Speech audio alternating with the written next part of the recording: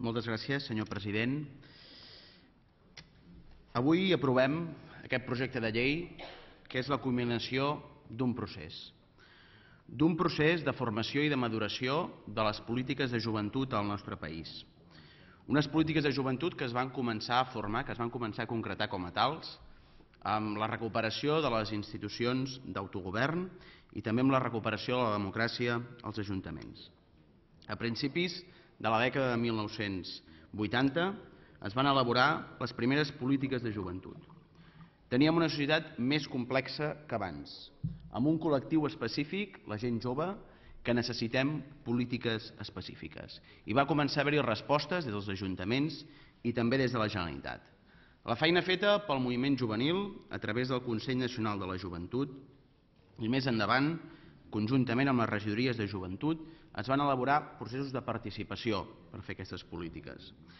Les polítiques de joventut es van anar perfilant, van anar caminant de la perifèria d'aquestes polítiques, ocupant-se de qüestions de lleure, tractant situacions específiques, dificultats del paper dels joves en l'espai públic, cap al nucli, cap als problemes reals que patim la gent jove.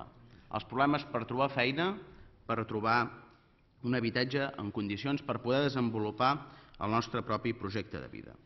Així, també les administracions ho van anar acompanyant i l'any 2000 es va aprovar el primer Pla Nacional de Joventut a Catalunya, que es va revisar el 2005 i enguany s'aprovarà el segon Pla Nacional de Joventut a Catalunya. I va coincidir que en els darrers anys el moviment juvenil, les organitzacions polítiques juvenils, el Consell Nacional de la Joventut de Catalunya han portat a terme campanyes i mobilitzacions en defensa de l'emancipació de la gent jove. Fem mobilitzacions, però també fem propostes. Així arribem a la llei de polítiques de joventut. Una llei que fa aportacions importants. N'ha parlat la consellera, n'he parlat molt més de l'esquema en la meva intervenció anterior com a relator i n'han parlat també altres diputats. Però m'agradaria remarcar alguns aspectes. En primer lloc, marca uns criteris generals de les polítiques de joventut que estan reconeguts per llei. Un que no és menor, que és l'edat dels destinataris de les polítiques de joventut. Massa vegades hem vist com els ajuntaments responien a les primeres dificultats que es trobaven a peu de mostrador fent polítiques potser massa centrades, per exemple, en alguns àmbits del lleure, en adolescents. Són importants, s'han de fer, però això només no són polítiques de joventut.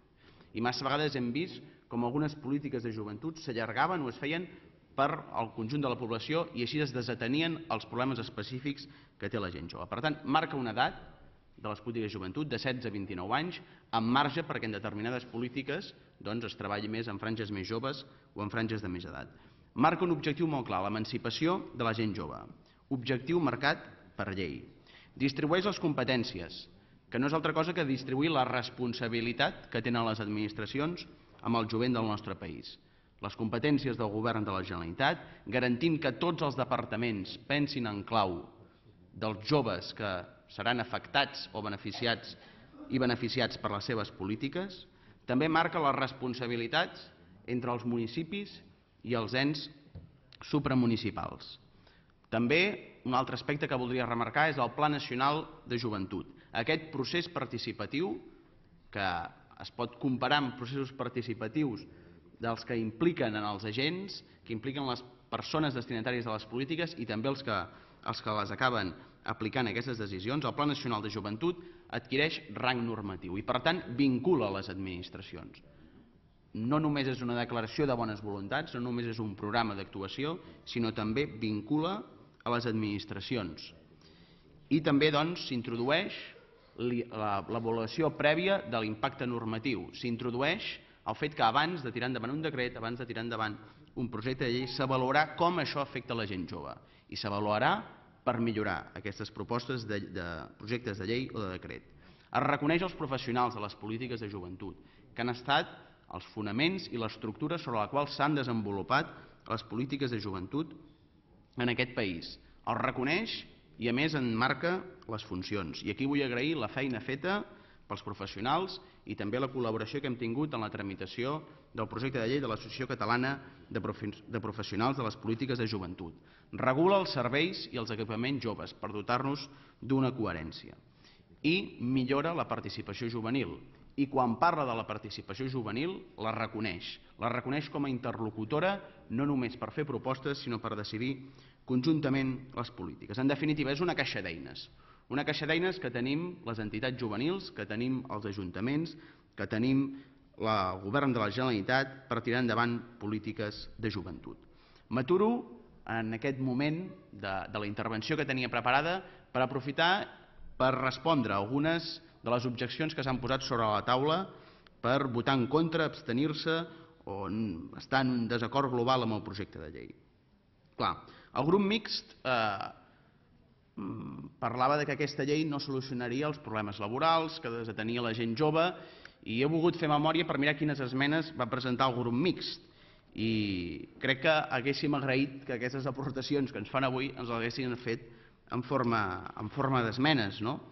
Perquè mirant les esmenes en trobem que es suprimeixi el caràcter preferent del català quan es parla de creació cultural juvenil, que les relacions de la joventut i quan s'afavoreix la mobilitat no siguin amb l'arc mediterrani ni els territoris de parla catalana ni les comunitats catalanes a l'exterior, que no es fomentin la llengua i la cultura catalana i l'occitana a l'Aran. I bé, podria continuar llegint, tampoc n'hi ha gaires més, però en tot cas totes s'han centrat en aquests aspectes. Per tant, quan vostè parlava de deliris, em sembla que vostè ha focalitzat els seus en les esmenes en aquest projecte de llei i s'ha oblidat de les altres coses que són molt importants i que haguéssim agraït que ens hagués fet algunes aportacions. El grup del Partit Popular ha reconegut, de la meva primera intervenció, el fet de reconèixer, evidentment, que qualsevol grup parlamentari pot portar al Consell de Garanties el que estimi oportú i així ho reconegui el reglament. També es pot demanar la urgència d'un procediment per tal que aquesta llei s'aprovi. De la mateixa manera que vostè ha reconegut aquesta disposició per part nostra, també li haguéssim agraït que hagués reconegut que la urgència hi era i que era necessària per aprovar aquest projecte de llei, perquè ens diuen que el projecte de llei ha arribat tard, però clar, si hagués estat pels grups que avui no donaran suport a aquest projecte de llei, no hagués arribat mai. I avui, a la tarda, no tindríem llei de polítiques de joventut. I avui en tindrem. En tot cas, 3 mesos creiem que, evidentment, a tots ens agradaria treballar durant més temps, però són suficients per treballar 48 articles. Per part del grup de Convergència i Unió es parla del contingut, s'ha focalitzat molt en el contingut, i diu que aquesta llei no parla d'habitatge, no parla de treball.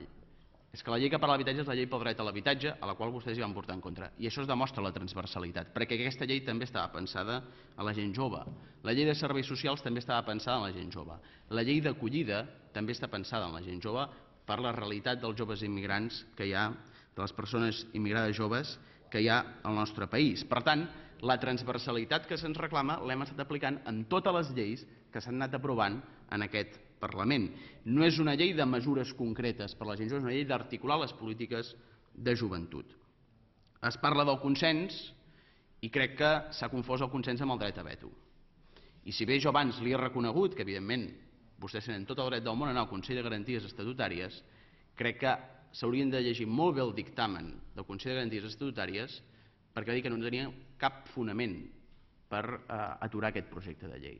Per tant, crec que del resultat del dictamen amb la petició inicial i de les conseqüències que podia comportar és que no tinguéssim llei de polítiques de joventut, crec que està prou descompensat per, reconeixent que evidentment vostès tenen tot el dret de portar-ho, també els hi puguem criticar el fet que això hagués pogut comportar l'aturada del projecte de llei. I ens parlava del consens, ens deia, vostès han tardat 7 anys en fer aquest projecte de llei i aprovar-lo, però alhora ens deia, i per tant això era dolent, havien tardat molt, però ens deia, però és que nosaltres vam fer 32 esborranys del Pla Nacional de Joventut. Crec que 32 esborranys, 7 anys, hi ha hagut tot un procés de consens amb tothom i on també hi han participat, no només el grup parlamentari de Convergència i Unió, que ha estat puntualment informat perquè el secretari de Joventut ha comparegut reiteradament a la Comissió d'Anàlisi de les Polítiques de Joventut aquí al Parlament, sinó que hem presentat també les organitzacions juvenils a les quals vostès hi estan vinculades.